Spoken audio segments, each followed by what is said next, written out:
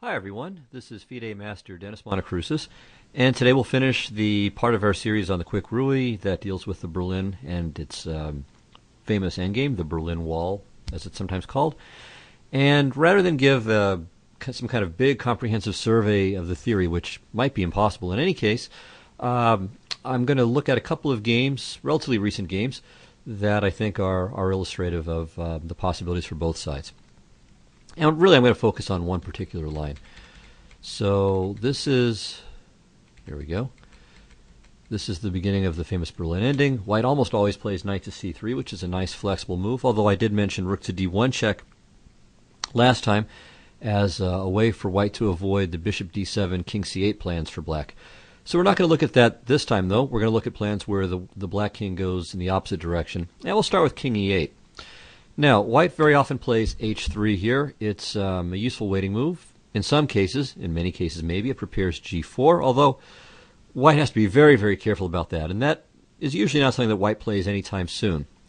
Another idea of playing h3 is to allow the bishop to go to f4 and then to h2.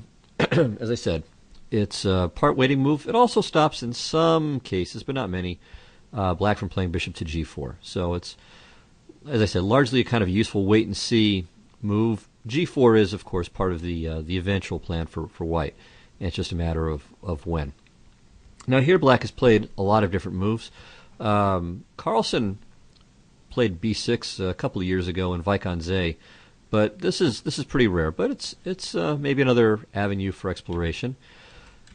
a5 has also been played here, and although a5 is much more effective in general when white has played b3. But even here it makes some sense. Semi-threatening to play a4, and then if nothing else, the rook the rook can lift to a5, and then black doesn't have to worry quite as much about how to get that rook into play.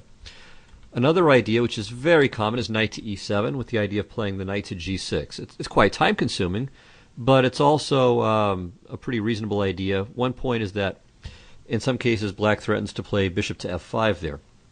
And if white plays knight to d4, there's sometimes going to be c5. Okay, finally another popular move is bishop to e7. And the idea of this is to play knight h4 and swap off the pair of knights, well, black's knight and one of white's. And in that way, black gets a bit more space. So it's a little bit slow. The bishop's not really brilliantly placed on h4. It's going to have to move sooner or later. But black is kind of cramped. Remember, black's big problem in the Berlin is connecting the rooks. So the majority, okay, that black has a slightly damaged queenside majority while white's kingside majority is intact, is also a little bit of a pull for white potentially. So those are the two white advantages. The difficulty black has in connecting his rooks, and what that implies is a difficulty to finish developing in a harmonious way, and the superior majority. On the other hand, what black has going for him is the bishop pair, and in particular, the light-squared bishop is often extremely strong. So anyway, bishop to e7 with the idea of knight h4 is one attempt to take care of that. And it also is beneficial from the standpoint of the light-squared bishop, which can go to e6 then without having to worry about knight to d4 ideas. And also without requiring c5 as a way to stop knight to d4, because c5 can allow knight to d5, which can in turn be a little bit annoying. All right, so those are some main lines, but I want to look at h5, which has become pretty popular the last couple of years. All right, so we're going to start first by looking at a game between Carlsen and Yakovenko, played in, I believe, Dortmund back in 2009. So the move chosen by Carlsen in this game was knight to e2, and the point of this is, of course, to prevent or at least make bishop to e6 rather unpleasant because of knight to f4, or for that matter, putting a knight on d4. So in an earlier game, a very early game, between Bruzon and Miles, about a year before Miles died and when Bruzon was still an up-and-comer, Miles played bishop to e6, knight f4, and then bishop to d5. So that was Miles' idea. So with this exchange, both sides got something. Black got his queenside pawns fixed, and white got rid of black's best piece, his best minor piece. After bishop f4, black was a little bit worse, but not too bad. It's very solid. Not sure what happened in the game. Let me look this up here really fast, see what happened. And the result was a win for white. So there you go. Not a panacea for black just to fix the pawns. Okay, in the game we're going to look at here, this first game, Carlsen-Yakovenko, black played bishop to e7. But I should point out that nowadays, the last year or so, b6 seems to be the cure for black here. So now the knight on e2, well, it's inviting bishop to a6. So normally it's not always clear that the bishop should go to a6 or b7, but in this position it makes some sense.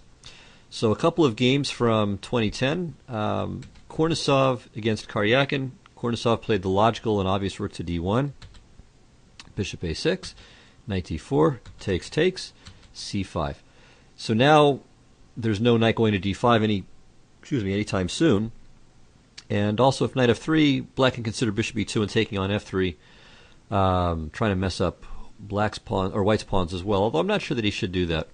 Anyway, knight f5 occurred, bishop e2, rook to d2, bishop c4, knight e3, bishop e6. So the knight made it to d5 after all, but it's not staying. Rook c8 and c6.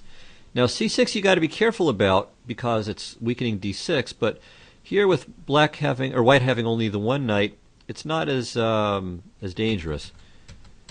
And indeed, black was doing just fine here. And you can see he's developed very naturally. And after a4, b5, the threat to break open the queen side is a serious one. White has no kingside play going. There's no penetration points for his rook on the d file. And he felt compelled, in fact, to exchange. But now black just has all of the advantages. His development is fine. He kept his bishop pair and his queenside pawns are fixed. And indeed, Karyakin went on to win this game. Okay, another game with b6. White played bishop to f4. All right, c5. So this takes away the d4 square. Rook a to d1, bishop to b7. Knight g5, rook h6. Knight g3, knight h4, hitting g2. f3, bishop to e7. Rook fe1, and rook to g6. And this was just a very complicated position in the game. I think it was McShane against Kramnik from London late last year. Yeah, and it was drawn eventually, although Kramnik with black was pushing much of the way. I'll just show you a few more moves just so you can see one of the ideas that black has here. Played bishop to c6, and now after king h2, knight g2, followed by h4. And again, Kramnik wound up with the better of the play, although McShane managed to save the draw. So I think b6 in this position is probably the way to go after knight to e2. In the Carlsen-Yakovenko game, though, Yakovenko played the kind of routine bishop to e7, and things went well. So first of all, white played bishop to g5, swapping off the bishops. Now, both sides gain something from this. White eliminates black's bishop pair, while black at least gets a bit more space to run around, connect his rooks, and so on. Bishop e6. Knight f4, bishop d5. So again, we saw this idea from the Bruzone-Miles game, although this seems to be a better version for black. If white were to trade twice, or at least take this guy, it's not clear in this case that white really has any advantage or anything worth talking about. So Carlsen swapped, and now plays knight to g5, which prevents, of course, bishop to taking on f3. And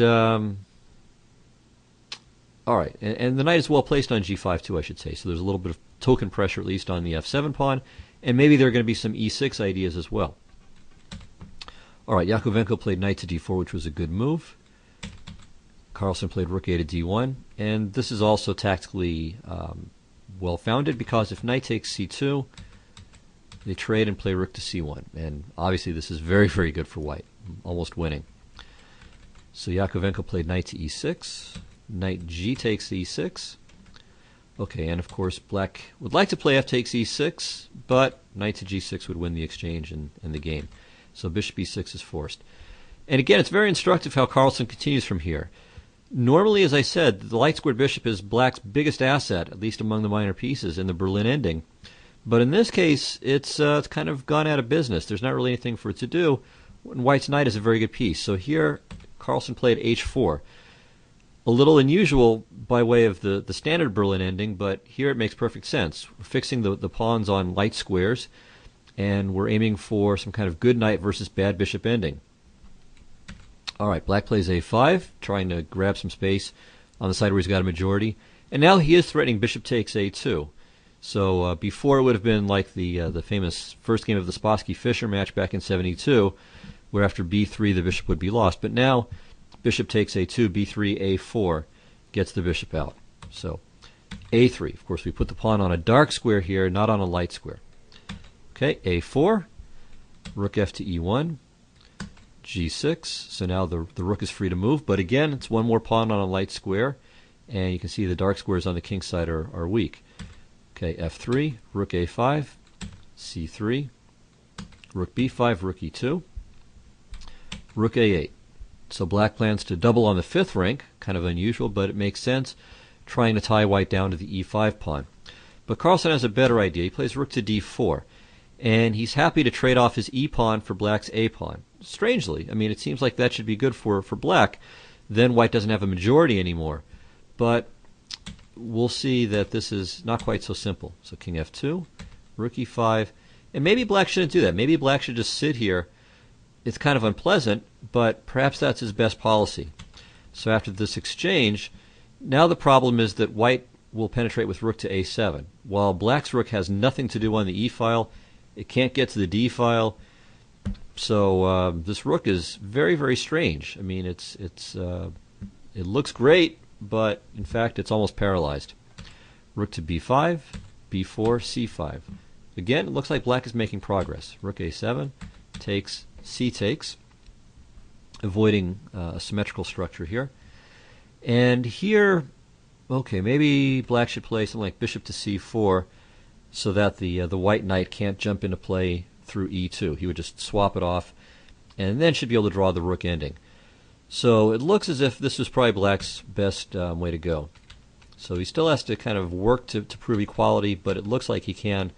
This is a variation given by Michalewski, and I think I gave something like this when I annotated the game for my blog a long time ago. And it looks like black is holding here. All right, in the game, black played king to d7, and now after knight e2, this knight is becoming active. Rook b6, king e3, or knight to d4 would be similar.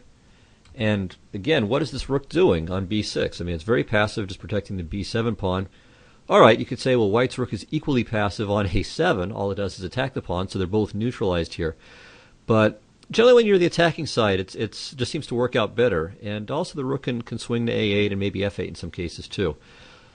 More long-term, white has the plan of playing g4, where if black doesn't take, then white will take on h5, and the h5 pawn will become very weak. While if black does take on g4, then white has a very easy plan of creating a passed pawn with h5. All right, king d6, rook a5, rook a6. So it's his rook is not good, so it makes sense for him to make this trade, but he's in trouble here all the same. Okay, if he plays bishop takes, then b5. Oops, sorry. Then b5 is winning. c5 takes, takes, takes. Or actually this, yeah. Cute little tempo gainer here, going for the opposition. And white should win. So he played b takes a6, and now, here we go, g4. All right, if black doesn't take, then knight f5 followed by knight to g7, and black will be very tight down, but maybe he can still hold on. Probably not in the long run, but maybe. Anyway, fg4, king e5, check, king here, so no rush. h5 is going to come at a time where we don't allow king to g5 in reply. Okay, king e6, h5, takes, takes, and again, a very tough position for black. Okay, he played bishop to d3, king e3. And the point of this is that the bishop either stops with the defense of the h-pawn, or he'll hang the a6 pawn. So if, for instance, bishop to b1, knight b8, then he loses the a-pawn, and then with the two disconnected or very far separated passed pawns on the a and h files, white will win very easily. So he played bishop to f1, but now a little trick, h6, king f6, and knight to e5. And of course, he can't take the knight because h7 and promotes, but the king also can't come any closer to the h-pawn. And white's idea is to play knight takes f7 at some point in the near future. So bishop to b5 was a good move because white was going to play a4, a5, bringing the pawn closer to the queening square before taking action. Remember, in an ending, when your opponent is really tied down, is completely passive or very close to completely passive, make all the little improving moves that you can. So push your pawns as far as possible when they're pawns that are going to be involved in a kind of a queening race, and just tidy everything up, and only then take action. Again, that's when your opponent is in a passive position, as he is here. Black has no targets. He can't get any closer to the h pawn. So a4, a5 would be good. So bishop to b5 is a smart move by Yakovenko. All right, king to d4. Why not? Improve the king's position. Bishop a4. And now the threat is to play bishop to c2 when the h pawn will be neutralized. So h7, king g7, knight f7, king h7, and now check, and knight e6. And black resigns here because he's losing everything. c6, knight c7. Okay, if bishop to b5, then we just trade, and the king gobbles everybody up. And if king f6, we take, put the king on c5, put the king on b6, and the pawn will drop. And you don't even need to win the pawn. Okay, if that, then that, and if here, then the a pawn runs. So, great game by Carlsen. We did see, however, that the b6 plan for black seems to be doing well, or at least was doing well, in some very high-level games late last year. All right, now let's take a look at another game. Again, in this h3, h5 setup. So again, there's our wall. Knight c3 is almost automatic. And here we're looking at king e8. Certainly h6 can be played too, aside from the bishop d7 stuff. So king e8, h3, h5. And now instead of knight to e2, let's look at another white plan, this time with b3. And this was played, again, fairly late last year, late in 2010, in a game Shirov-Anand from the Grand Slam Final Masters, I think in Bilbao, although I'm not positive about that. Anyway, from here, after b3, bishop to e7. White, I suppose, could play bishop to g5 here too, but then b3 doesn't make a whole lot of sense. Actually, bishop to g5 now, then takes, maybe knight to d4, maybe. Could be clumsy. I wonder even if knight to d4 immediately could be played after bishop to g5. That might be entertaining. So anyway, white never plays bishop to g5 here, although it might be worth considering. So bishop to b2. Now, as I mentioned in the last example, there are plans where black plays bishop e7 and knight h4 straight away, and it can be played here too. And in a lower level game, I mean a grandmaster game, but weak quote-unquote grandmasters, knight h4 was played. And there white avoided the trade immediately, but played like this, and now went back here, and black could still trade, play c5 and bishop f5 with a good position, with equality. Instead, he played h4, a typical idea to try to really freeze the white majority. And this was equal too. And this is a game Feigen against Kovac, or Kovac maybe, in Ohrid in 2009. I think this was the European Team Championship back then. So knight h4, another important plan. Anand played bishop to e6, which I guess was a novelty in this exact position, but in many, many, many extremely similar positions, it's altogether common. Again, black will play bishop to e6 in many cases when there's no knight going to d4, f4, or g5. All right, Shirov played rook a to d1, and now another very typical Berlin idea, a5. And it's more typical when white has played b3, because it freezes the knight on c3 in place. If the knight moves, then a4 happens, and black gets very good counterplay on the queen side. The a file opens for the rook, and there's further pressure against the white pawns, which are all on light squares over there. So white typically plays a4 in such circumstances. Not always, but it's typical. But now again, the white queenside pawns are a bit more vulnerable. You can see this even in the very old video I did on the Berlin when it was one of my games back in 08 or 09, I think 08, called the Exciting Berlin. So one of the first shows I did on chessvideos.tv. All right, in this position, black played b6. Okay, again, typical idea. The point, or one point, is to support c5, which will happen if and when white moves his knight from c3. And this is indeed what happened in the game. Knight to e4, and now c5, threatening c4, after which the black queenside pawns are beautiful. Then they're undoubled, and the white pawns, wherever they are, whether they end up on a4 and c2 or b3 and a4, are very vulnerable. So c4 is the most normal way to go, although white had a trick here with rook f to e1, little tactical trick. And the point is that on c4, b takes c4, bishop c4, there's knight to d6 check.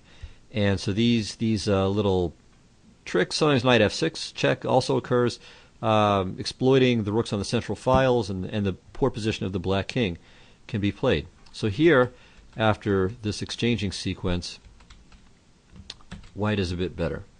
So it's not a huge advantage for white, to be sure. I mean, black has the bishop pair and white's queenside pawns are weak, but all of black's pawns are a bit weak themselves. Well, okay, the f7 pawn isn't weak, but it is isolated. So that's possible. Black doesn't have to play c4, though. Maybe he could play rook to d8, swap a pair of rooks, and then c4 is coming. And then black, I think, should be perfectly fine. All right, so anyway, Shirov played c4. And again, this freezes the black queenside, but if a white squared bishop, if black's light squared bishop can get to a square like c2, for example, then he's in business. Also, sometimes c6 and b5 will blow open the queenside to good effect for black. All right, rook to d8. And one idea of this is maybe to swing the well, he's going to swing the bishop to a new diagonal. He might put the bishop on c6, but again, the c6 b5 idea is possible too. And in general, here it's useful for him to swap a pair of rooks because, well, his other rook is still out of play. So if it's just the one white rook, you can see the one white rook will have not much that it can do. But the two rooks together, there might be more prospects. Anyway, takes and takes. And here, white could consider knight e to g5. All right, in this position, though, it looks like takes, takes, king e7, and on rook to d1, h4, freezing the white king side. So white's plan, I mean, his big strategic plan is to go g4, f4, f5, and push black back, make a passed pawn, and win the king and pawn ending. Well, with h4, with black having played h5, h4, it's very difficult for white to get g4 in. And with just the f and e pawns, nothing's going to happen. White plays f4, black can play g6. And, well, it's not even clear how white can even break through the f5 square, even without the g7, g6 pawn push. So black is doing just fine here. So Shirov keeps things a little bit more flexible. He checks and then plays king f1. All right, but now black swaps off the last rook. Takes, takes. And really, black has no problems here at all, and Shirov didn't really achieve anything in the game. Actually, Anand maybe gave him a little more play than he deserved, as we'll see later on, but even so, Anand managed to hold. So king e2, king e8, king d3, bishop d8, bishop c1. Okay, the idea is to trade off the the dark squared bishops, and maybe hope for something like what we saw in the previous game, the Carlsen-Yakovenko game. So here Anand played f6, although he could have just allowed this. Bishop c8, trade, and king to e7. And in this case, it doesn't look like white has anywhere near the same kinds of prospects that he did in the previous example. So this should be a draw as well. So Anand played a little bit more, well, definitely more committally. I mean, this is certainly weakening his kingside structure. It prevents the knight to g5 idea, but it gives white some new things he can nibble at. So g4, takes, takes, and now only one good move here for black, but it's good enough. Knight to d4. So the point is that after takes and takes, takes and takes, the pawn on g4 is hanging, so that the d4 pawn is hanging doesn't really matter. All right, Shirov played g5, which was a good move. And here black could either trade like this, takes, takes, and then g4. And probably he's holding here, but Anand's move is simpler, I think. c5. So he just sacrifices a pawn temporarily. Well, not temporarily, it is a sacrifice, but with the opposite color bishops, there's no big danger for him. Though, well, he will have to be a little bit careful, we'll see. King d2, can't allow the bishop to c2. Bishop to b1. And this is just in time, because what white's idea is to play king to d1, then bring his bishop to f4, and put the bishop on c7. Okay, black can play king to d7, but then the f pawn is going to move. So and then either black has to keep all of his pieces passive, or and then the white king can activate itself, or he starts losing things. So bishop to b1 and then d3 is a fantastic idea. This holds the game. So the point is the bishop gets to c2 now, and while white is wrecking black's queenside, black will return the favor.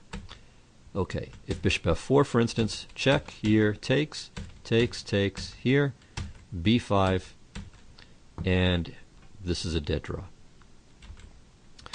So Shirov played king to d2, and now king f7, king c3, king f6, bishop f4, king e6, bishop c7, and now the last trick, just in time, bishop to a2. Bishop takes b6, king d6. Okay, you could play d2 also here, and now d2. And so this is what black needed. Otherwise, he would be losing. I mean, it's just too many pawns, but now he gets enough, and this is a dead draw. Okay, so it became a little bit interesting at the very end, but Anand really had the game in hand pretty comfortably most of the way, and even at the end too. But in the end, he had to rely on some neat calculations, whereas earlier it was perhaps a bit simpler. So it looks like black is doing okay with this h5 plan. So you can take that into account. Again, we saw there are a number of black plans. White has a number of different formations he can choose against it too. But at least for the moment, the ball seems to be in white's court in the Berlin. Okay, so that'll do it for the Berlin. Next time we cover the Ruy, we're up to the exchange variation. All right, so hope you enjoyed this, and I'll see you next time. Take care. Bye-bye.